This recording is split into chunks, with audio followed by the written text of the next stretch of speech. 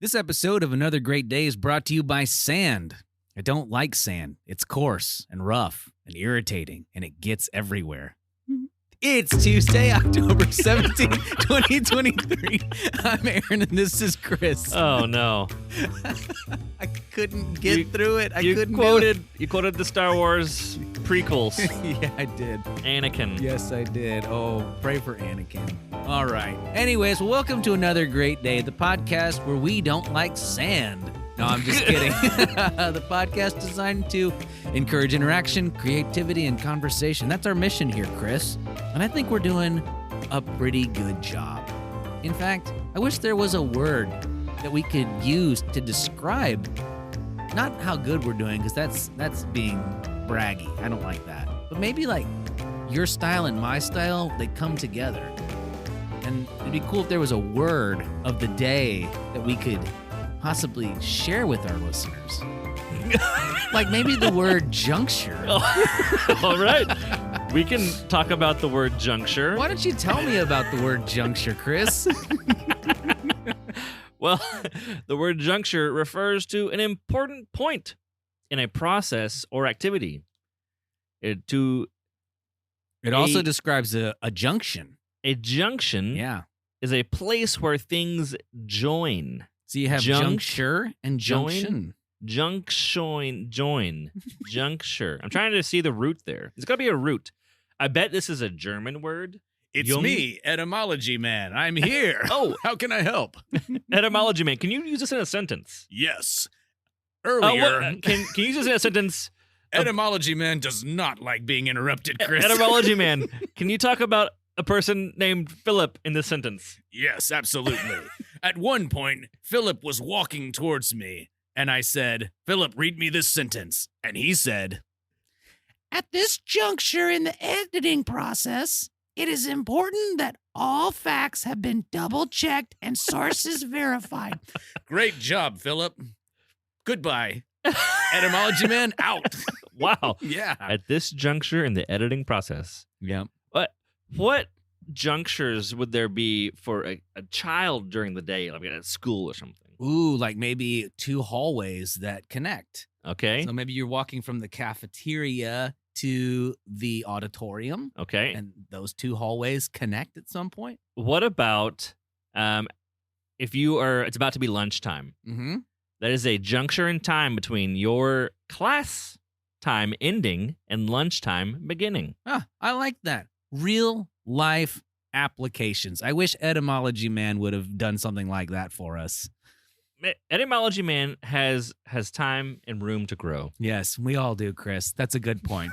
Well, that'll bring us to this day in history. On October 17th, 1989, a magnitude 6.9 earthquake rocks Northern California during Game 3 of the World Series between the San Francisco Giants and Oakland Athletics at Candlestick Park. And we're right now in the playoff season of baseball. Baseball. I've heard about this sport. Yes. Sunday, the Astros and the Rangers played. That'd be Houston and Dallas. So I'm told that I am to support the Rangers because I am living in DFW. Listen, all sorts of listeners listen in. I'm sorry, all sorts of baseball supporters listen to Another Great Day. So there might be Houston Astros fans listening. You know what? As much as it pains me to say it, what? Yes. I'm just kidding. No, I'm just kidding. I love a good friendly rivalry. Hey, speaking of rivalries, what happened in the year 1091? Well, there was a rivalry between the wind and the town of London. Dang. 1,000 years ago, a tornado hit London. Wow. 1,000 years ago. Well, 1,000. It was in 1091, so almost 1,000 years ago. That's so interesting. Well, one of the things that's pretty interesting about this is that I was listening to Thomas Sowell recently, and he was talking about how tornadoes are almost entirely unique to America. Oh. And I don't know, I didn't fact check this, so don't get mad at me, but that's one of those weather phenomenons that you just don't typically hear about or see in other places. And so I thought that not only was this old, 1091, the year 1091, but that there was a tornado in London. Interesting. Yeah.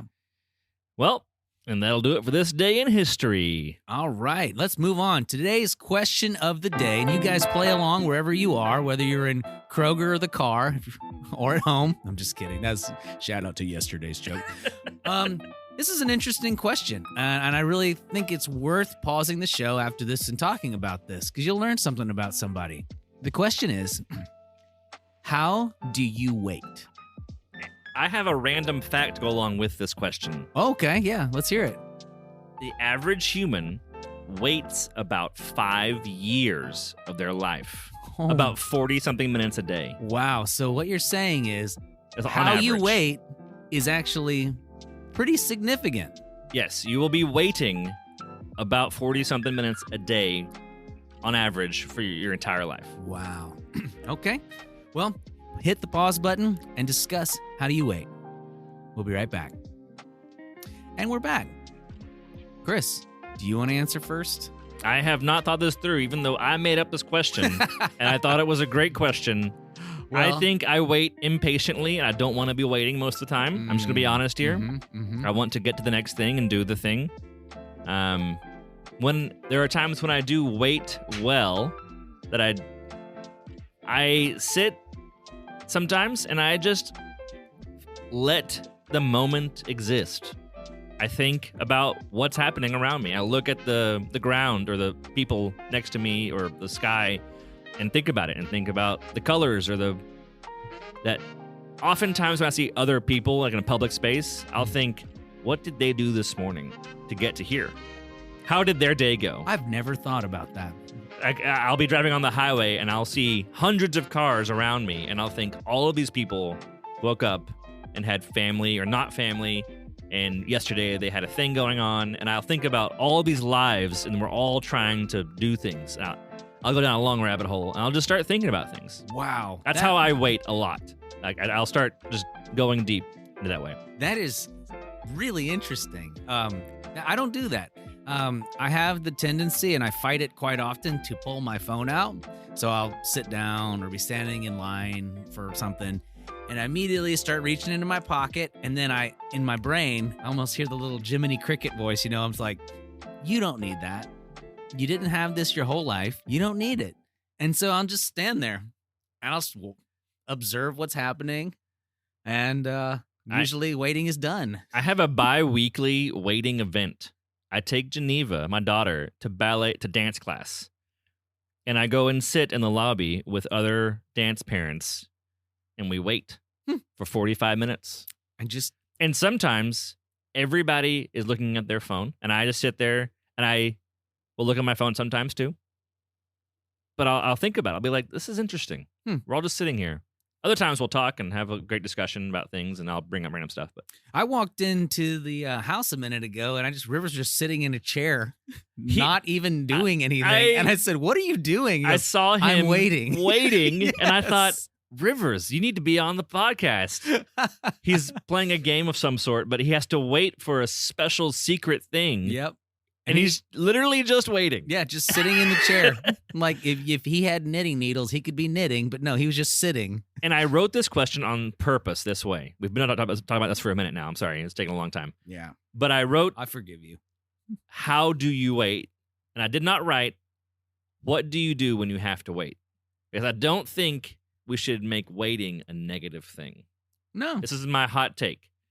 I think a lot of people think if you have to wait, it's bad. I think we need to be a little less impatient, and this is talking to myself mostly. I want to be a little more patient with humans, with things, with life. Yeah, and you learn to adapt to things not happening instantly.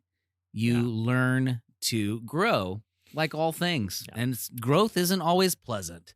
So, shout out to my waiting son over there, and breaking news, he just beat Sans in Undertale, which has taken him like a month to do. So, Whoa. Shout out to my boy.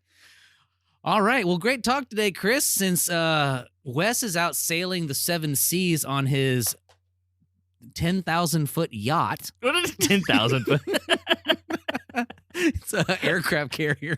Have you seen the Marvel movies? It's that huge thing in the sky, but on the water. Yes.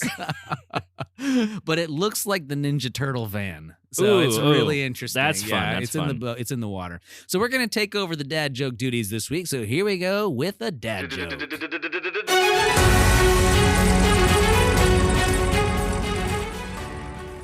What do you call somebody with no body and no nose?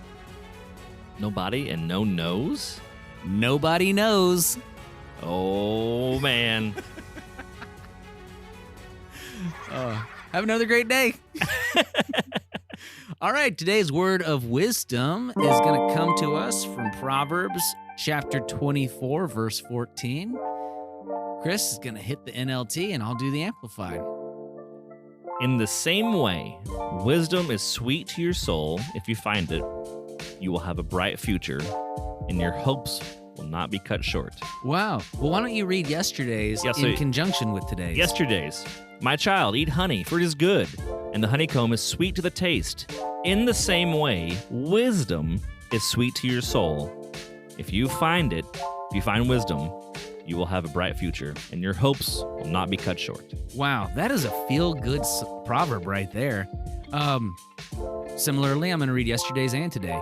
My son, eat honey because it is good, and the drippings of the honeycomb are sweet to your taste. Know that skillful and godly wisdom is so very good for your life and soul. If you find wisdom, then there will be a future and a reward, and your hope and expectation will not be cut off. Hooray! Hooray for Proverbs. Indeed. Good job, Proverbs. All right. Well, that's going to do it for today, Chris. A little bit longer episode than normal, but I think conversation's well worth having. Let's cue up the music and wrap things up. All right, our mission here, as you guys know, is to encourage interaction, creativity, and conversation.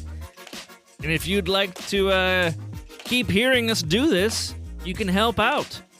Share it with your friends, your hamsters, your people walking dogs, the people who deliver food. All those people need to know about this podcast. Yes, okay? Find the Schwann's man. The Schwann's man, he's just driving around, okay, bored because nobody's buying frozen Schwann's truck steaks anymore. Yes. He needs this podcast. He needs it. Tell him about it. And most importantly, keep coming back every day. Yeah, we love that you're here. Thanks for listening, and we hope you make it another Great day. We'll see you tomorrow.